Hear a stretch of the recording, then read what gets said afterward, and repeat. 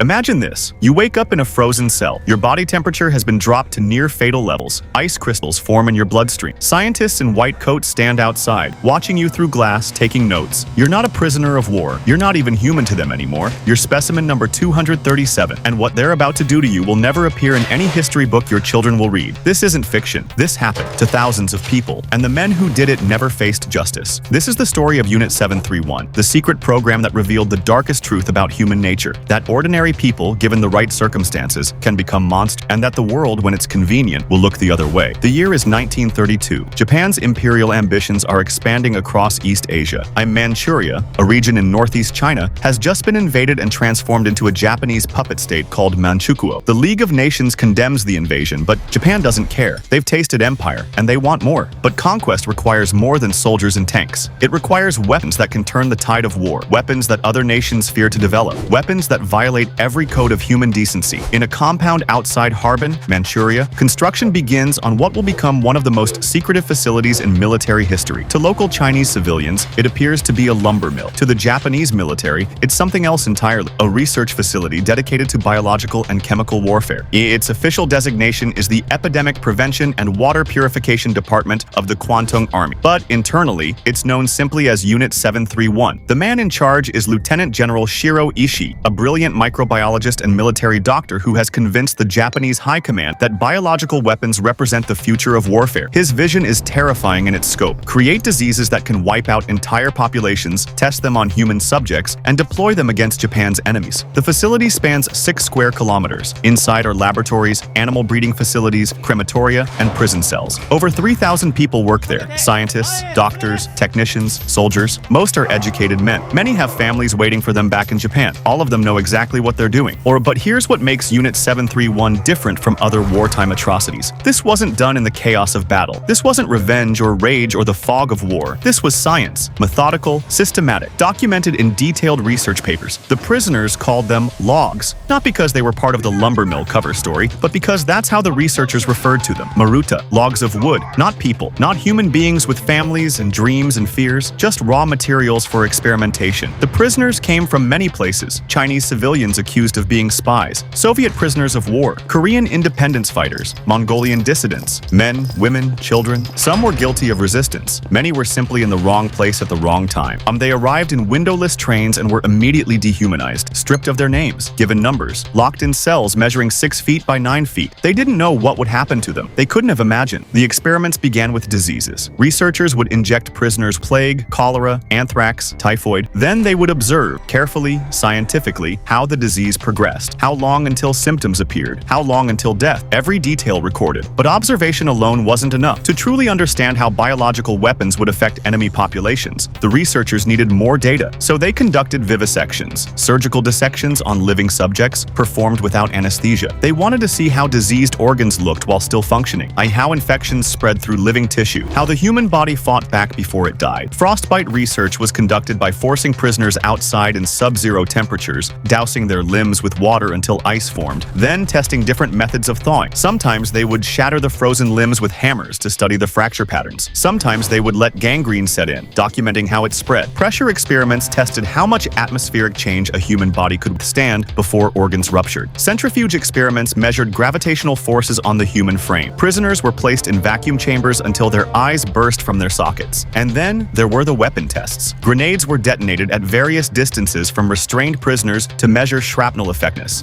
Flamethrowers were tested to determine optimal burning patterns. Prisoners were infected with diseases and then exposed to different potential cures, not to save them, but to see which treatments might protect Japanese soldiers if their own biological weapons were used against them. The children suffered the same fate. Pregnant women were infected to study disease transmission to fetuses. Infants were subject to the same experiments as adults, their smaller bodies providing different data points. Over the course of Unit 731's operation, between 1932 and 1945, an estimated 10,000 to 20,000 people died within its walls. The exact number will never be known. Many records were destroyed. Many deaths were never recorded. Here's the question that haunts anyone who studies Unit 731. How? How do doctors, people who have sworn oaths to heal, you who have dedicated years to understanding the human body so they can preserve life, how do they become torturers? The answer isn't simple. It's not that these were sadists who found their calling. Most of Unit 731's researchers were ordinary men. They had been top students at prestigious universities. They wrote letters to their wives about missing home. They complained about the cafeteria food. They celebrated birthdays and promotions. Psychology research after the war has shown us something disturbing about human nature. Under the right conditions, almost anyone can commit atrocities. First, there was dehumanization. The prisoners weren't called prisoners, they were logs. This linguistic shift is crucial. When you convince yourself that what you're cutting open isn't really a person, it's just a specimen, a test subject, a necessary sacrifice for the greater good, the moral weight disappeared. You're not murdering, you're conducting research. Second, there was authority. These men were following orders from superior officers, acting within a military structure that rewarded compliance and punished dissent. Stanley Milgram's famous experiments in the 1960s demonstrated that ordinary people will administer what they believe are lethal electric shocks to strangers simply because an authority figure in a white coat tells them to. At Unit 731, the authority figures weren't just wearing white coats. They were wearing military uniforms in a culture that viewed obedience as the highest virtue. Third, there was ideology. Japan's wartime propaganda had convinced its people that they were a superior race destined to rule Asia. Chinese, Koreans,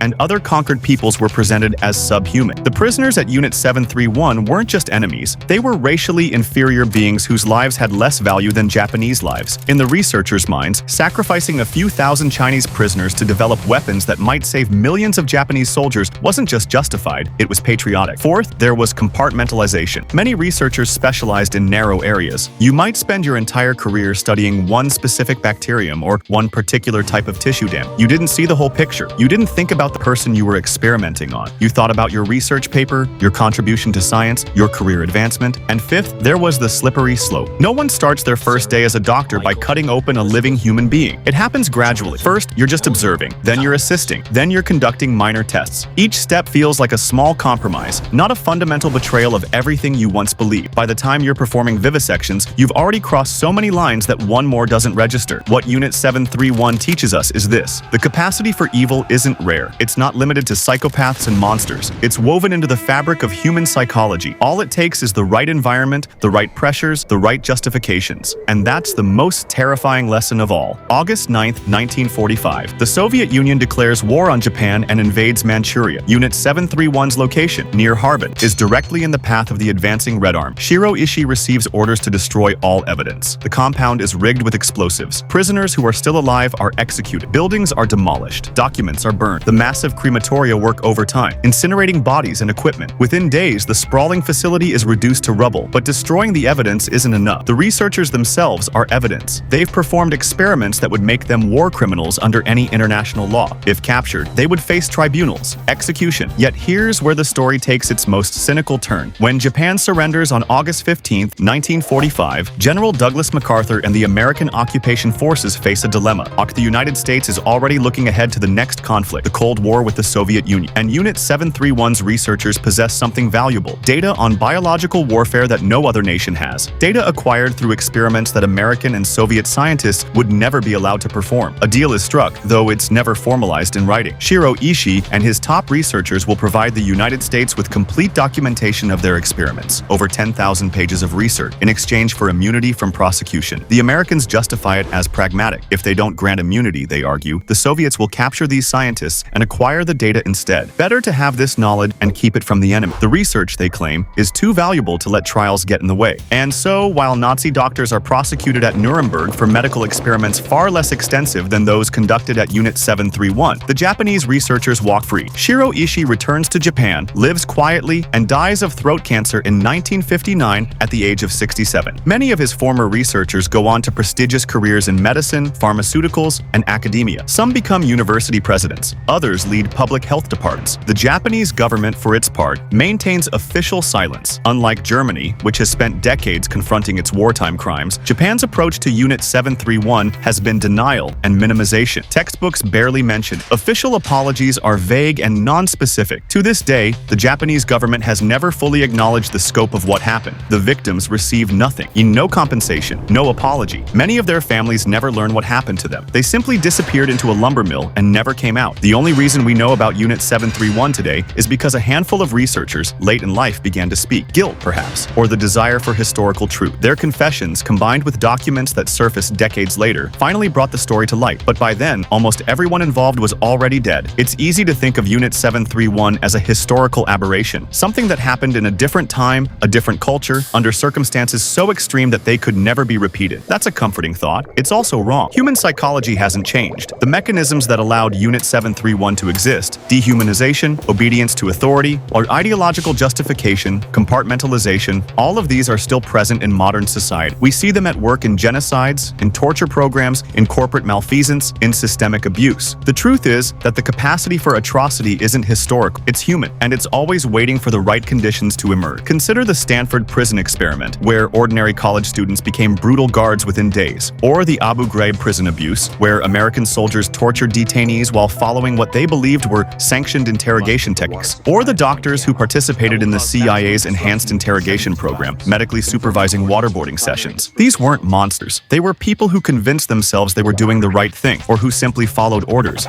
or who decided that the ends justified the means. Unit 731 also raises uncomfortable questions about how we value human life. The American decision to grant immunity in exchange for research data was based on a calculation. This information is worth more than justice for the victims. We make similar calculations today. We overlook human rights abuses by strategic allies. We purchase products made by exploited workers because they're cheap. We accept civilian casualties in military operations because we've classified them as collateral damage. The language changes, the justifications evolve, but the underlying logic remains the same. Some lives matter more than others, and perhaps most disturbing is what Unit 731 reveals about science itself.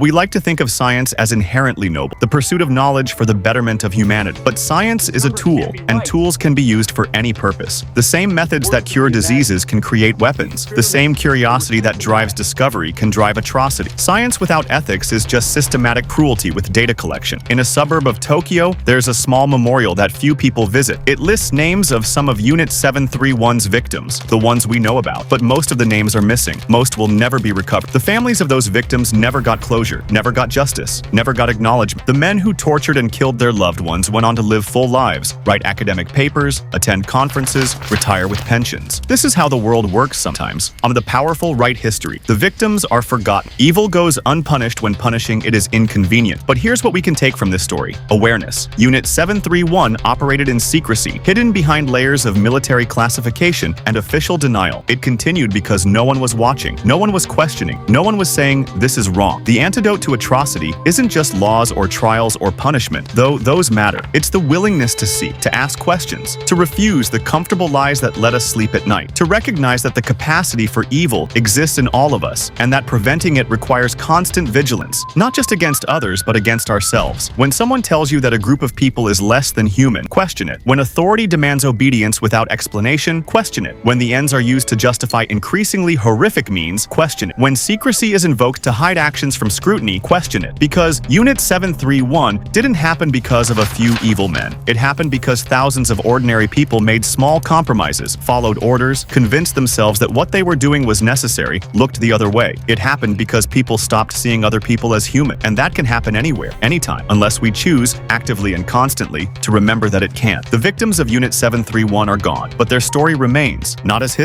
as warning. Because the question isn't whether humanity is capable of such horrors again. The question is, what are you willing to do to prevent it?